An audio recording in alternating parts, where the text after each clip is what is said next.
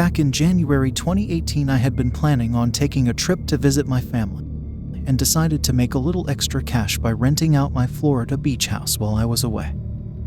I had been renting out the house for a few years now and had never had any issues. The house had 2 guest rooms, both of which were accessible to the renters. The master bedroom, however, was off limits, as I kept my clothes and certain belongings in there and I had it locked. Among others, I received a request from a couple named Sarah and Michael. They were looking for a romantic getaway by the beach and my house seemed to fit their needs perfectly. The couple seemed nice and friendly, so I accepted their request and sent them the code to unlock the front door. The next evening I left for my trip with the plan to return a week later. During my time away, I received updates from Sarah and Michael about their stay. They seemed to be enjoying their time at the house and had even left a nice review on the app. When I returned to the house 10 days later, I was shocked by what I found. The guest rooms were in disarray, with clothes and personal belongings strewn about.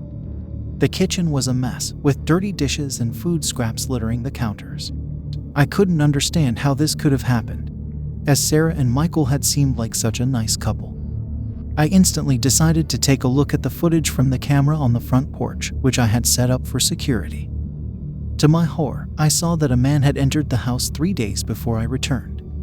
He had used the code I had given to Sarah and Michael, but he was alone. I immediately contacted the couple, but they had no explanation for the man's presence in the house. They claimed that they had never seen him before and had no idea who he was. Startled and confused, I began to clean up the mess. I started to notice small details that didn't add up. The scraps in the kitchen seemed to be from partially eaten birds.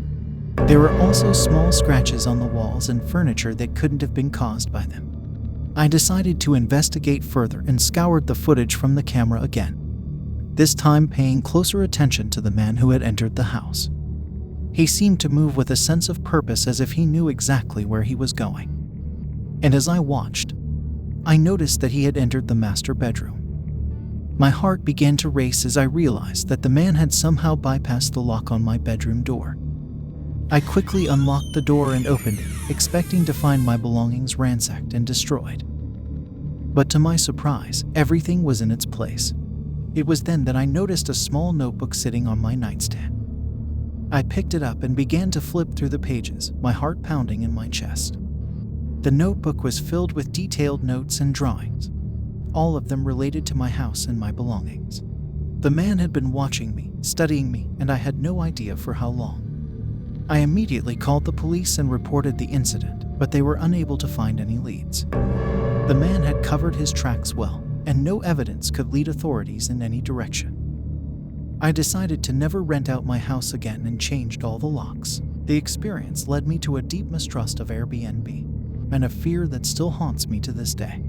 I still don't know who that man was or what his intentions were, but I know that he left an eerie feeling in my home that will never be forgotten. I couldn't shake off the feeling that he was still out there, watching and waiting for the perfect opportunity to strike again.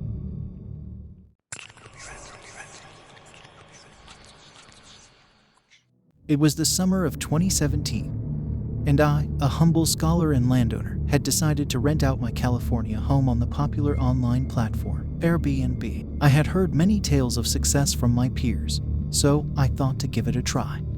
I had not used the house in some time, and it seemed a waste to let it sit empty whilst I resided in my primary residence in Massachusetts. And so I listed my home, a Victorian-style house nestled in the heart of San Francisco. The response was immediate and overwhelming. It seemed that many were eager to rent my home, but I was a little hesitant. And so I carefully selected my renters, preferring the company of couples or small groups of women, for I had learned from experience that groups of young men were more inclined to cause damage to the property. One such renter was a man by the name of Ramon, who, along with his fiancée, had requested to stay in my home for a week in June. He seemed a trustworthy sort, and so I approved his request. I had arranged for my usual cleaning lady to attend to the home after they had departed, and so I set out on a journey to my home in California, eager to see how it had fared under the care of strangers. The journey was long and arduous, and by the time I arrived at my home, it was well past midnight. I was exhausted, and so I did not take the time to inspect the home before retiring to my bedchamber. I had only been asleep for an hour when I was abruptly awakened by an unknown force. I reached for my bedside lamp and was greeted by the sight of a black room. Confused and disoriented, I stumbled out of bed and into the living room, where I found nothing amiss. It was then that I remembered the camera system I had installed on the front porch of the house, so I accessed the app on my phone. To my horror, the camera had captured footage of a lone man entering my home 3 days prior, using the code lock I had provided to the couple. I immediately contacted them, but received no response. I searched the house, checking under beds and in closets, but found nothing out of the ordinary. It was then that I noticed the covers on one of the guest beds had been moved, and I could not shake the feeling of unease that had settled upon me. I spent the rest of the night in a state of agitation, unable to shake the feeling that I was being watched. I knew not what to make of the mysterious man captured on my camera, or why Ramon had not responded to my messages. I resolved to stay in my home for the remainder of the week, determined to uncover the truth of the matter. The days that followed were filled with strange occurrences and eerie happenings. I heard strange noises in the night, and on several occasions, I could have sworn I saw ghostly figures lurking in the shadows. I spent my days scouring the house for clues, but to no avail. And then, on the final night of my stay, I received a message from the couple. They apologized for not responding sooner and explained that they had been involved in a terrible accident and had been unable to contact me. I was relieved to hear that they were unharmed, but my relief was short-lived, for he went on to explain that they had not stayed in my home at all. They had been forced to cancel their reservation due to the accident and had not even set foot in my house. I was at a loss as to who the man on the camera footage could be and why he had entered my home. I spent the remainder of the night in a state of unease, unable to shake the feeling that I was being watched. The next morning, I packed my belongings and made my way back to Massachusetts, my mind heavy with the weight of the mysterious happenings in my California home. I could not shake the feeling that I had not seen the last of the mysterious man captured on my camera.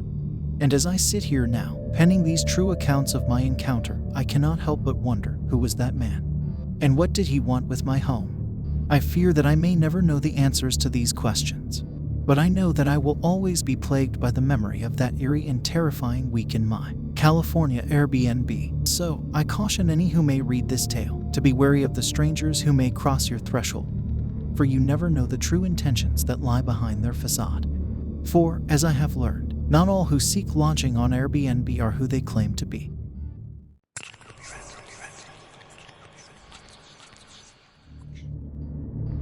It was the summer of 2022, and my wife and I decided to rent out our home on Airbnb for the week. Our home was a beautiful 2-story house in the heart of a small town, with a spacious garden and a lovely porch. We had inherited the house from my grandparents and had put a lot of love and effort into restoring it to its former glory. We were in dire need of some extra income, and this seemed like the perfect solution. The renter, who went by the name of Edward, seemed quite normal upon first communication. He requested a week-long stay, and we agreed, thinking nothing of it. He was polite and friendly, and even sent us a message thanking us for accepting his booking. However, as the date of his arrival approached, strange occurrences began to occur. 2 days before his arrival, we received a package at our home address. It was addressed to Edward and had no return address. We opened it out of curiosity and found it to be filled with strange symbols and drawings. My wife and I were both confused and a little uneasy, but we dismissed it as a prank or some sort of art project. On the day of his arrival, my wife and I made the drive down to our home to check on things and ensure that everything was in order.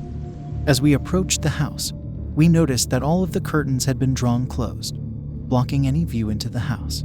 My wife and I exchanged worried glances, but shrugged it off as the renter's preference for privacy.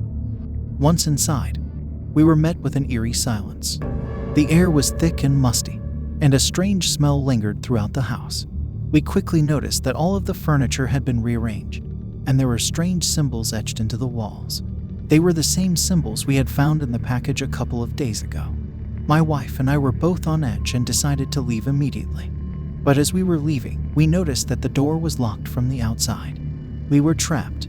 My wife grabbed my arm with fear, and I couldn't help but feel a sense of dread creeping over me.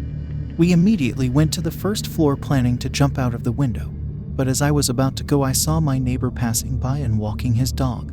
I instantly shouted, probably louder than I ever had.